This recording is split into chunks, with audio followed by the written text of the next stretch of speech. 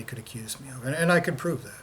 I could prove that not, I brought my phone with me so I could show them, look, this, you can look at all of my phone history. You can see I never called him again. After she said, don't talk to me anymore, I never did. You cannot show me anything else she ever said any time else where she said, don't talk to me. And there's this conversation, this text message conversation where we're on good terms at the beginning until she tells me that she's sold my gun, that she stole and sold my gun. And so I thought this is an open and shut case. I didn't get a lawyer because I thought, well, it's the most obvious thing ever. There's no way they could ever possibly get me on any kind of stalking thing. It's ridiculous. And so, so I went to court, and immediately I walked in, and it was clear that something was up. And there was a judge there named Judge Mallard, who was in charge of it. Extremely crooked person, by the way. Corrupt. Absolutely corrupt judge in Bonneville County, in Idaho. And I'll tell you why I say that. Because when I presented this information to her and I said, look, she says I was stalking. Here is the Idaho State legal definition of stalking. She says, oh, no, that's not it. And I said, well, what do you mean? This is a legal document saying I'm stalking. This is what stalking is, according to the state of Idaho. And she said, oh, it's something else. And I said, well, what is it? And she wouldn't answer me. She said, basically what she did is she took two sentences, one from one text message I sent and then one from a totally different text message I sent, and she put them together and made a totally different meaning of anything that I was saying, the very literal definition of taking someone out of context, okay? And said, oh, because of this, it looks like maybe, what else could she think? I mean, my thought was, first off, it's not illegal to say that in the beginning. Second off, you totally took me out of context. She denied taking me out of context, the second lie. The lawyer for my sister told absolutely despicable lies about me, lies that were ridiculous. One of them said that I was so crazy that I thought that I was a teenager in a coma, which stuck in my memory. I thought it was the most ridiculous lie I had ever heard in my entire life. And just despicable, horrible things. And the whole time my heart's just pounding and I'm just overwhelmed. I just could not believe that somebody would pervert, that a judge would lie about the law. And there was a crooked cop who was standing there lying about it too. It was a railroading. So what happened, basically, is that the judge said, oh yeah, well, I'm just going to prove what she said. Okay, so that's the first thing, is that I had a restraining order against me. This whole deal was to get a restraining order. When I tried to face my dad in court, he never even showed up. Because the last time I saw him was 2 weeks prior when I bought him dinner, him and my brother. I bought him dinner but to tell him about a terminal illness that I had. I was telling him, look, I just wanted, to tell you guys in person over dinner and everything that these doctors say that I should have already died because of this thing that I had, and I'm supposed to only have this much time left. That was the last time I saw my dad. And for him to say that I was stalking him, it was so outrageous and such a stretch that nobody could even lie about that in the most ridiculous ways imaginable. They didn't even have any text messages to take out of context. So he never even showed up, and they just waived it, right? And so if you look at this in context, if you look at all of these things that have been done to me, how this dimension and the people in it have been used to commit really disgusting and terrible crimes against me. And you look at this when I'm starting to tell people, like, look, these are really crimes. This whole existential situation is really wrong. It's existential crime. It's a really big deal. And as soon as I told somebody that, a human, I thought the human I was closest to in the world, my little sister, turned around and made up the most outrageously disgusting lie about me. Put me in a court of law that was horrifically crooked. Crooked from the top to the bottom. And by the way, in retrospect, there was no stenographer. They knew that they were doing that on purpose and keeping it off the record. They knew that's what they were doing. Deliberate perversion of justice in the pursuit of crimes of existence. When anything with the right to exist gets their hands on everything responsible for that, again, like I said, it's do not pass go, do not collect $200, do not go directly to jail. It's over. It's worse than over. You have to pay in ways that make creators wish that they had never created you. That will take place. And that's why the creator of this dimension is doing his best to try to erase the truth.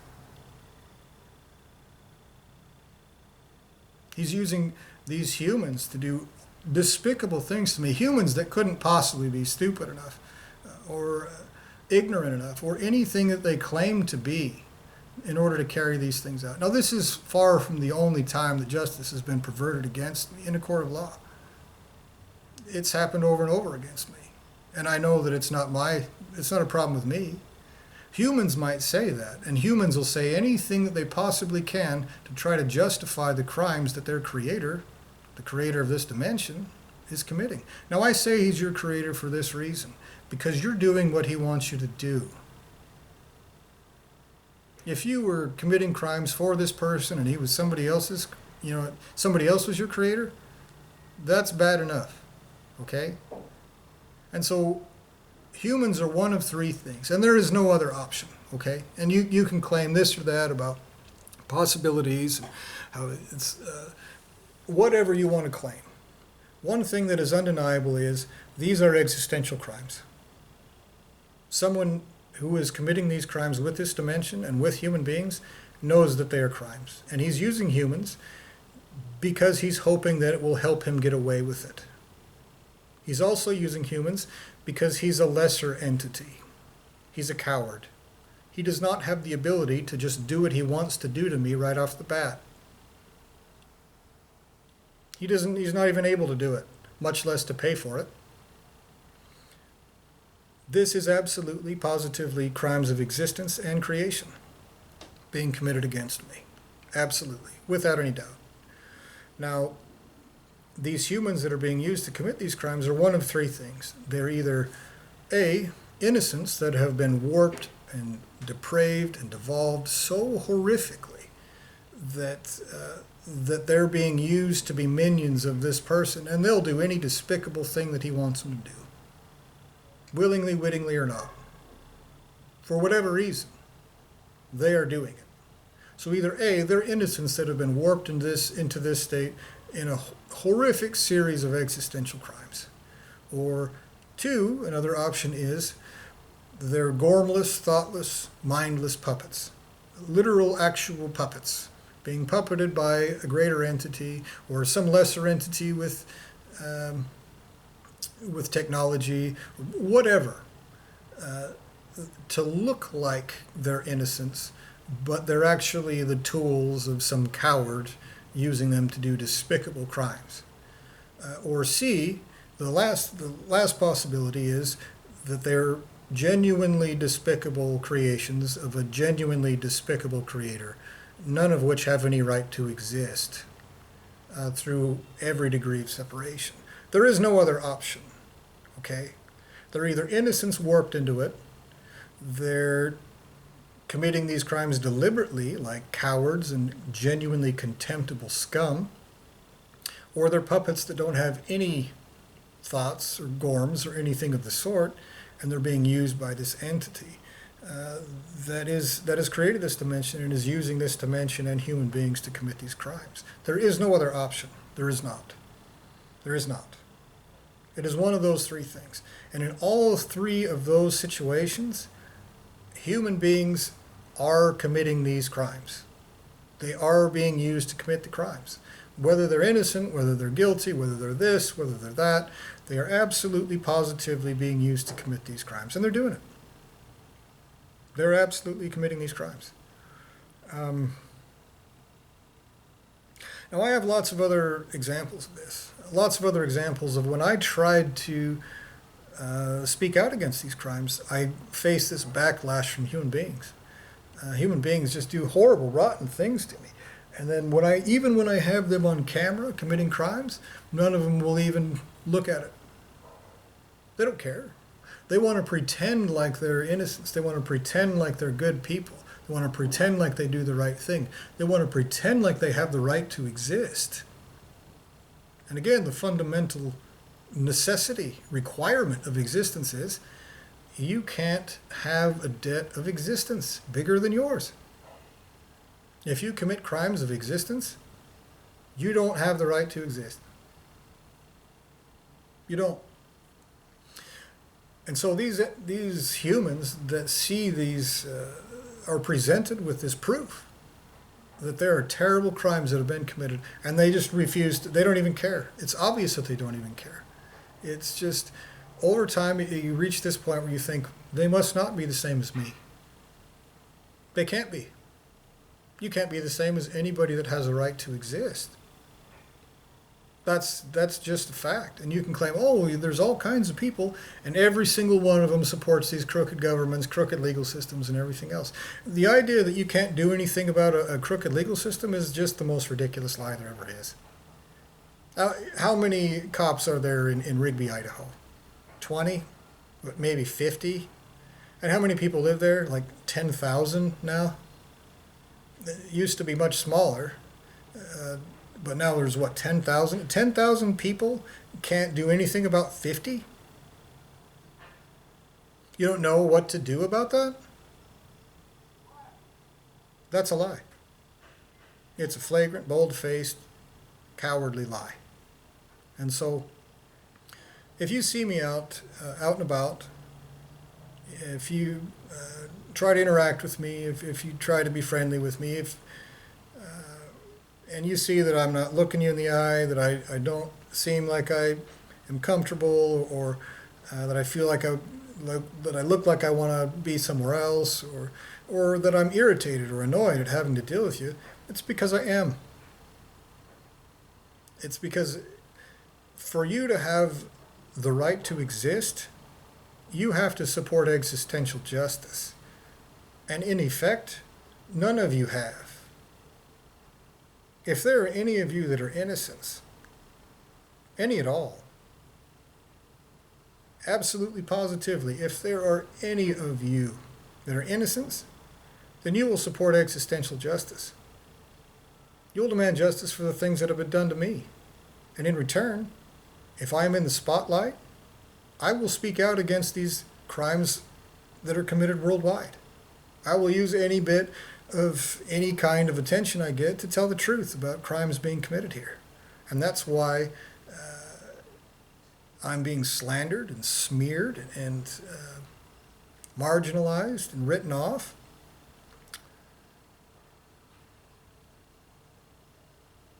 And so this is me acknowledging this relationship between humans and me.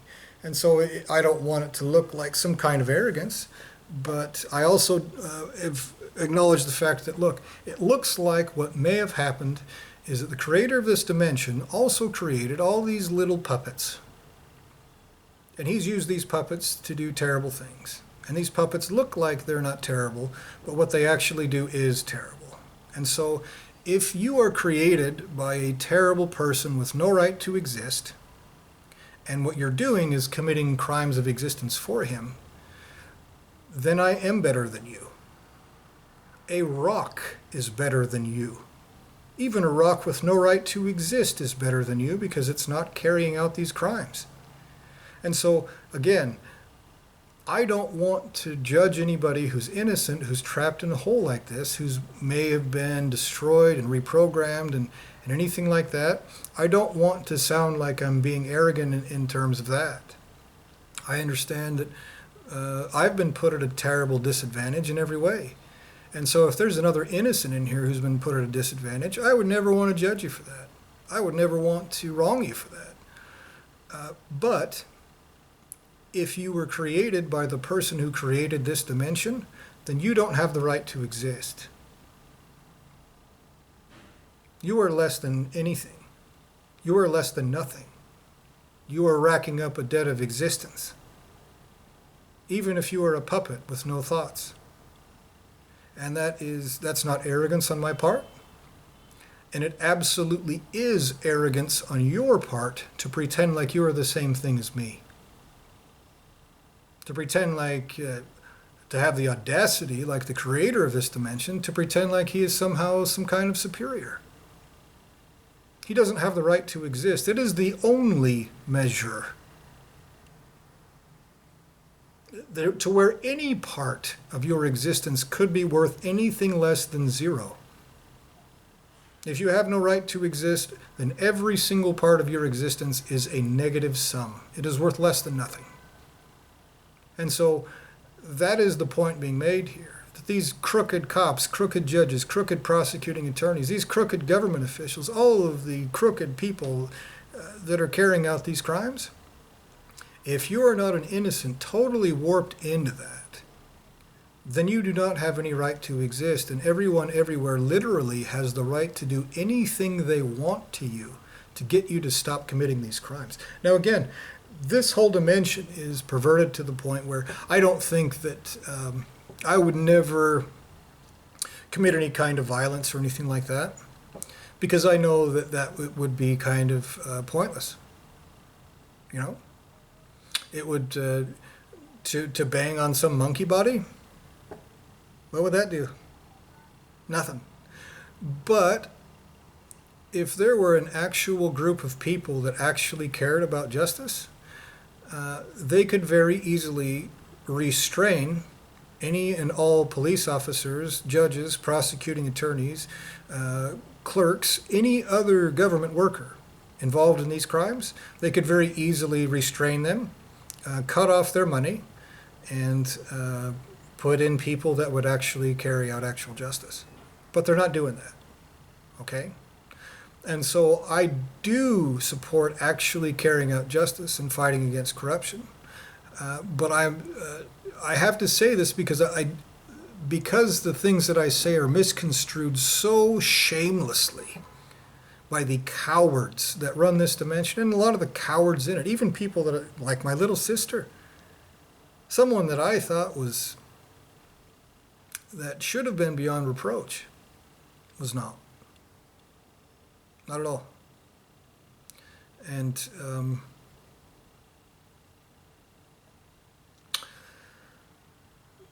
so this is how humans have been used against me in the pursuit of these existential crimes. And again, I have tons of different examples, tons of different ways that they've done this, tons of ways to try to undermine me and my self-confidence and my existence itself. And if there are any other innocents out there that find that they're in this same situation, no, this is being acknowledged. This video contains nothing that YouTube could possibly claim was some violation of their little rules. There is no possible way, none. And so if this is written off, if this is taken off, then it is absolute evidence not only that YouTube has violated their own terms of service, they have committed existential crimes. No matter what they are, no matter how many people are involved in it, no matter what. And so this is the situation. And so thank you for watching this, and good luck.